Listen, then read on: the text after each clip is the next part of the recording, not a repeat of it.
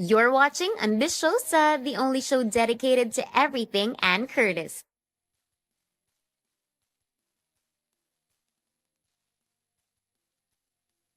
Isa na namang makabuluhang event for children ang dinaluhan ng ating Diyosa.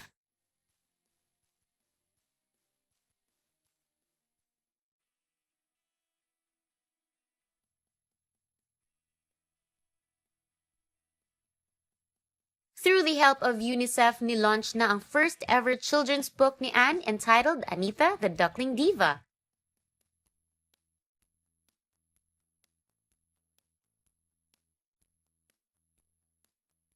Today we're launching 6 children's books, and one of those books has been written by Ann Curtis, and it's called Anita, the Duckling Diva. Ann is known as an award-winning actress, a concert artist, and a host. And now, because of her being a children's rights advocate, ibang side naman ang makikita natin sa kanya, ang kanyang story writing skill.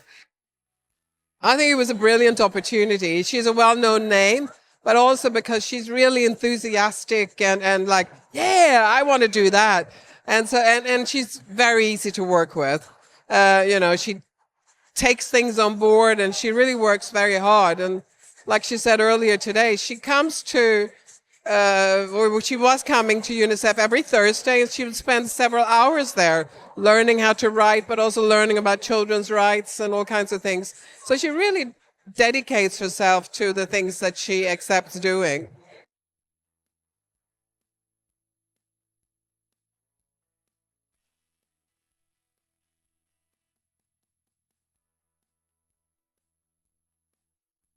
We want to make reading enjoyable, fun, not so expensive, and it's about also giving not the usual authors a possibility to speak out and to show children a little bit of their own world. And this is what Anne has done here. And we're so excited and proud, and it's going to be really fun to hear what you all think about the books, and especially Anne's book, of course.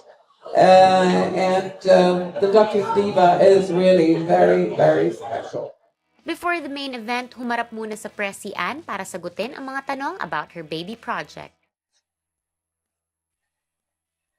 What served as an inspiration for me was I actually get to interact with a lot of children, and one of the few things that I noticed is a lot of them battle with shyness and confidence in themselves. So I chose to tackle that because it's something that I know that I'm able to relate to myself. So I wanted to write a book that would be enjoyable for children to read, but also at the same time be able to help them overcome their shyness. So that's how I came up with the character Anita.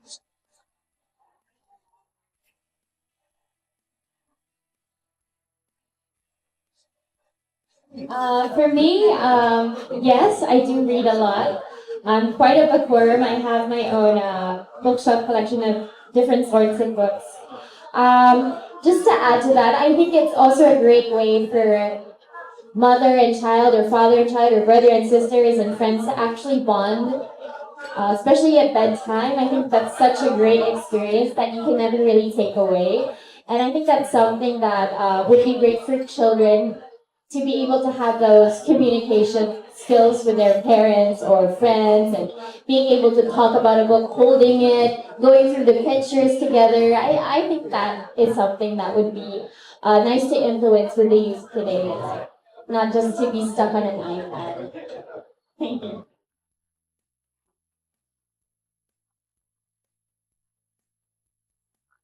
In a way, that's how I can relate to it, and I kind of use that as an inspiration for Anita herself, because I know that's also another way that children will be able to relate, because it's something they see that has actually happened before. So yes, in a way, it's definitely a lot of me inside of the book, a lot of love, and hoping to be inspirational to the children who will be able to read it and who are dealing with shyness. That it's okay to be shy. It's okay to tackle it in a certain way, to find out how you can boost your confidence again. So yeah, anyway, I guess that.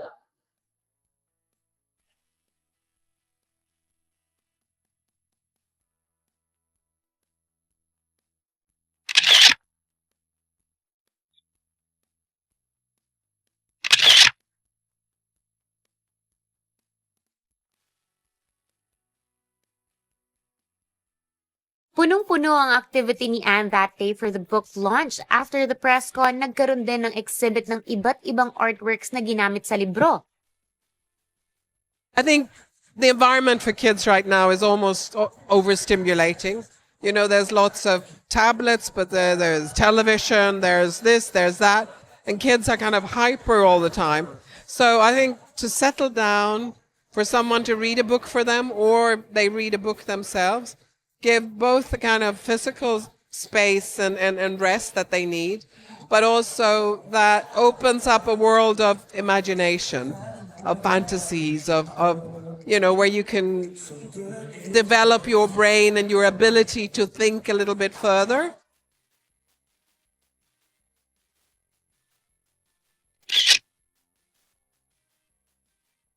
Be the best birthday ever because the 500 pesos where you get all six children's book, it goes to UNICEF. So for me, that would be the best birthday ever.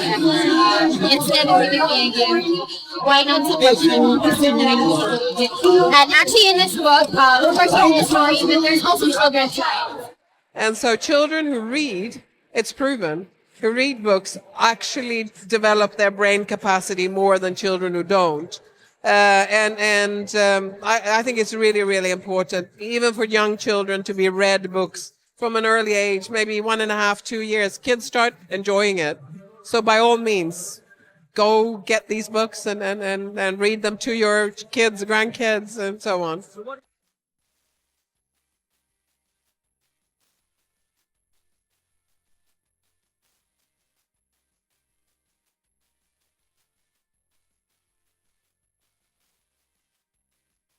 Maraming naka-appreciate ng illustrations which has captured the essence of Anita's story.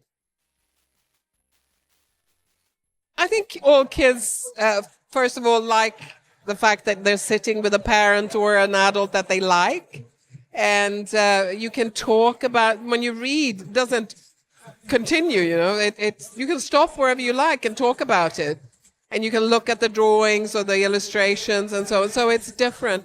I think kids appreciate that little peaceful moment. I have 3 grandchildren, and they definitely appreciate that. You know, it's just me and them, and we sit and we read, and it's quiet, and we focus on that. They like that.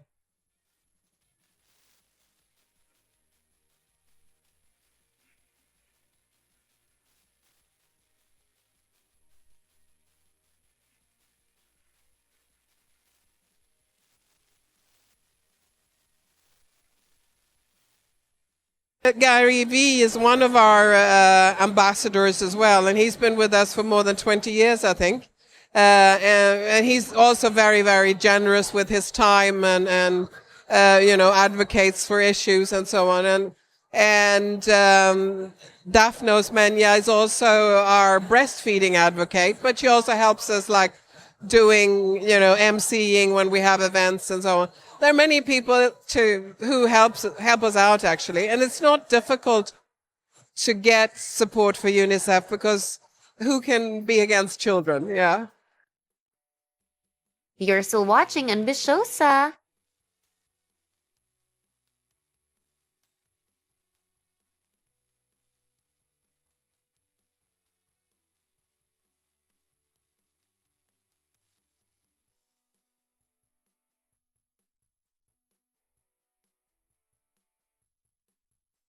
Recently, last October, we did a Heroes Run, attended by thousands and of course led by Miss Anne, who finished 21 kilometers in record time, I think.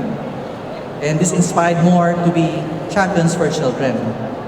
And today, it actually marks another milestone as we look forward to institutionalizing this activity, Children's First Storybook event, which we are launching this afternoon. It's amazing. I believe it's always a worthy endeavor, to help, especially the kids who are in need. And UNICEF is really doing a great job, helping the kids.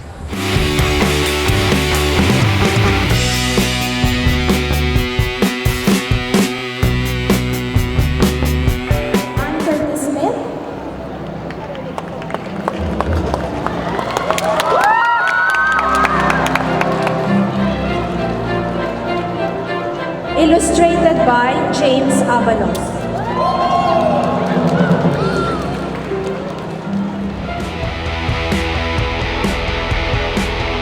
Actually, nung nalaman ko na kung sino yung magiging illustrator, kasi parang sila yung namili kung sino yung magiging illustrator nung book. It's between UNICEF and Anne.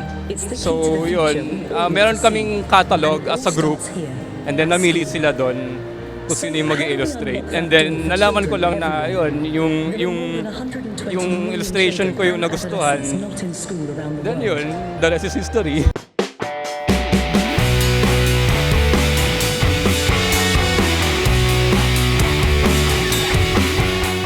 The themes of the books that you will see have their different stories. Some are quite sad, but they all have a lesson, and they all have something to tell us. And they all bring some seed to our imagination and to our fantasies, and that we can imagine, and your children can imagine new worlds and new things. And that's really what we want to portray in the books. And so the books are about, like Anne's book, overcoming shyness. Dare to be unique. Dare to do something different. But also understanding why things are not always fair in life. So the books have many themes, but it's all about children's rights. Ang pinaka-highlight ng event ay ang storytelling ni Anne na first time lang niyang ginawa. Okay, we ask the children to gather around the stage and get ready as UNICEF's celebrity and advocate for children. Anne Curtis will do a reading of her first children's book, Anita, the Duckling Diva.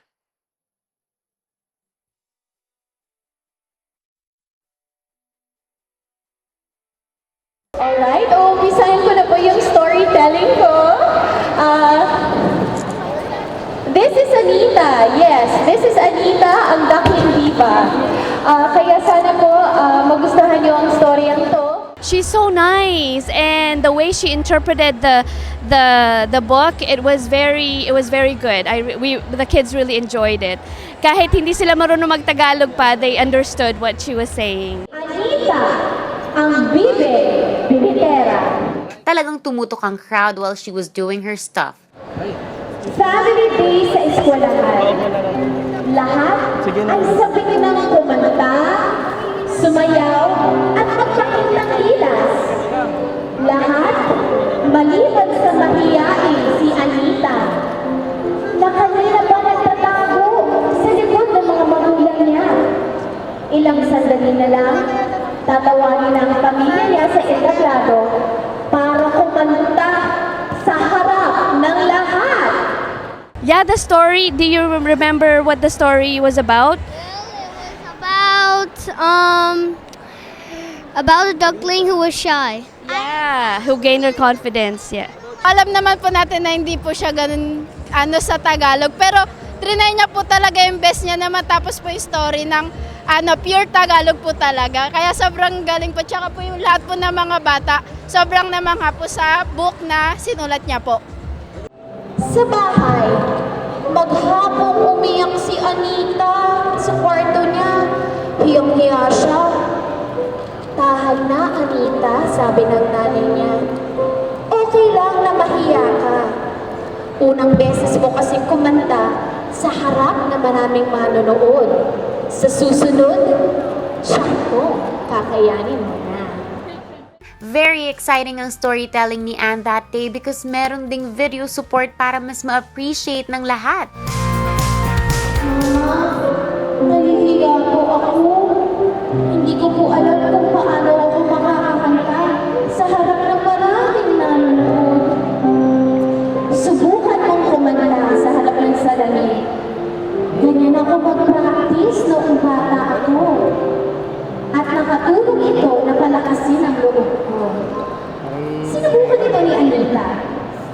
tumayo siya sa harap ng salamin at nakakanta nga siya ng buong husay.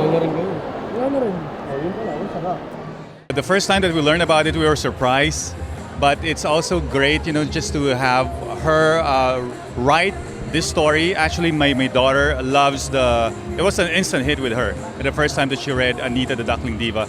And we say that, she's doing a great and amazing job just writing. And we hope that she will write more in the future. Maya-maya pa, si Anita na ang susunod na kakanta. Nung umakyat siya sa entablado at tumingin sa mga manonood, hala, nagsimula siyang kompromisan. Umabog-kabog ulit ang kanyang dibdib at nanginig ang mga tuhod.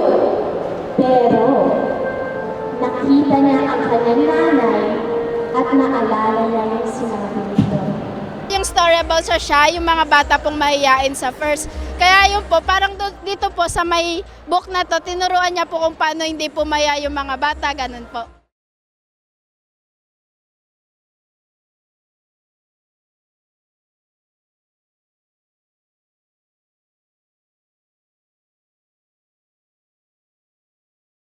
Grabe, hindi lang po na sobrang ganda niya, hindi lang po sobrang talented niya, pero ano po, yung pakiramdam ko po na sobrang bait niya po, tsaka yung personality niya po talaga, sobrang bait niya po talaga.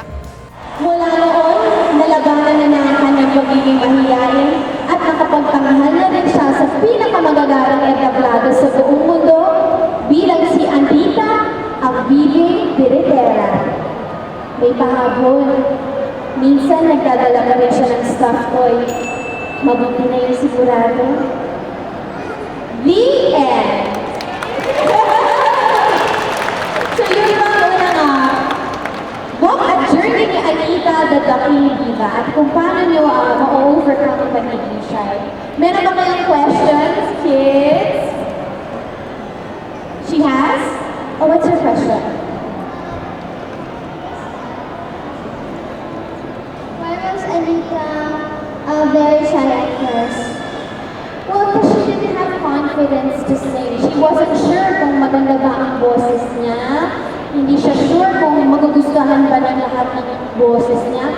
At lalo na kasi merong isang tao tulad ni Helga na pinagtatawanan siya kasi mahihain siya. Kaya wala siyang confidence na mag-perform in front of a lot of people. Pero kaya tinuro sa kanya ng mommy niya how important it is na magkaroon ng confidence. Confidence in ibig sabihin, you can look in the mirror, sing to yourself in the mirror, o pwede na meron kang security blanket or stuffed toys. Sino dito may mga stuffed toys? Meron ba kayong mga favorite toys na hindi nyo talaga ma-let go? Yan ang inyong mga security objects. Diba nagiging kampante kayo? You're more confident when you have it with you. Ayan, yun.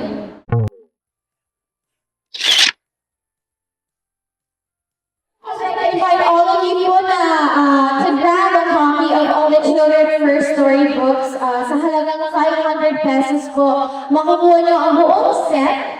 At promise, hindi po ako aalis dito hanggat hindi ko napipirmahan lahat ng mga storybooks. Yes? It's 6 books.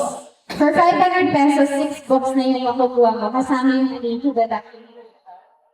Right now, doing the book signing for all of those who have donated to UNICEF, and they are, the authors and the illustrators are signing the books that the people here have bought.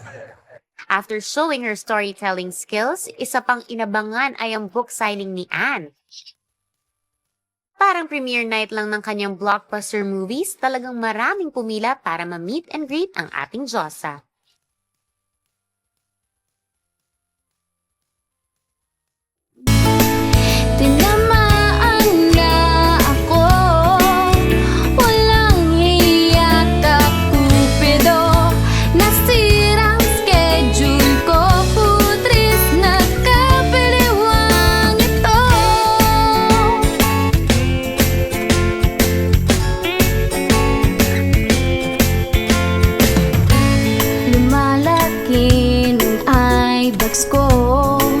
Di makatulog dahil sa'yo, nagmumukhang zombie na ako.